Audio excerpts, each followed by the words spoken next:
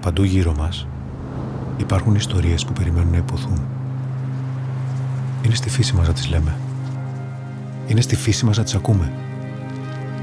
Έμπνευση είναι μια στιγμή που γεννάει μια ιδέα. Μια ιδέα όμως, όσο καλή κι αν είναι, θέλει αφοσίωση. Θέλει δουλειά.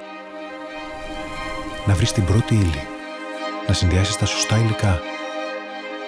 Τα σωστά ταλέντα.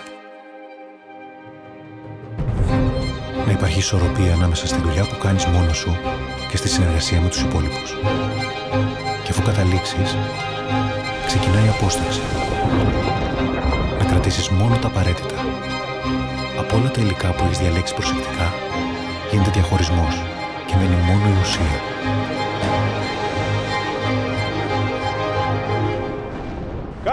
Υπάρχουν βέβαια και εκείνες οι στιγμές που όλα μπορεί να πάνε λάθος. Αλλά τελικά να δώσουν μια άλλη τροπή στην ιστορία σου.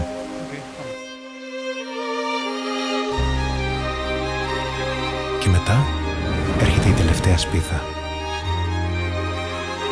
Και τότε όλα μαζί δίνουν έναν τρόπο μαγικό.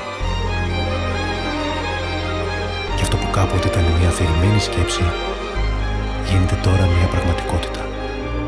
Γίνεται κάτι που θέλεις να το μοιραστείς με όλους. Αξίζει? Ποιος ξέρει.